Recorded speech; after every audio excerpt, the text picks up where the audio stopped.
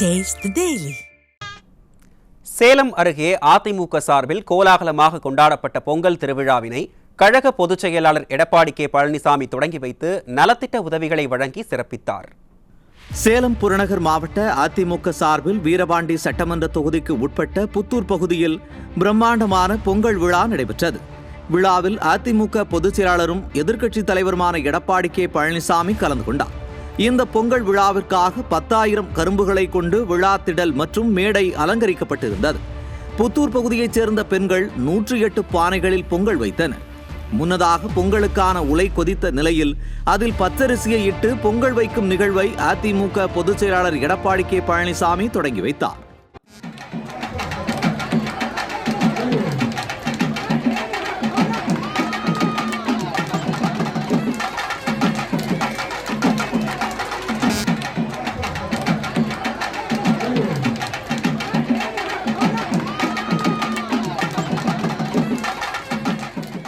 தொடர்ந்து புரட்சித் தலைவர் சிலைக்கு மாலை அணிவித்து மரியாதை செலுத்திய கழக பொதுச் செயலாளர் எடப்பாடி கே பழனிசாமி அங்கு அதிமுக கொடியை ஏற்றி வைத்தார்.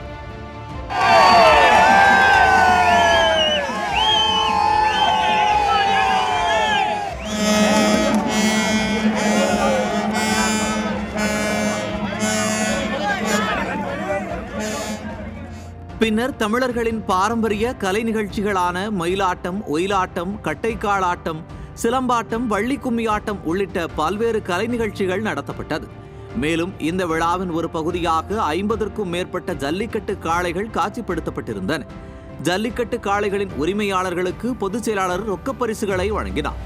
மேலும் பொதுமக்கள் 1000க்கும் மேற்பட்டோருக்கு நலத்திட்ட உதவிகள் வழங்கப்பட்டன.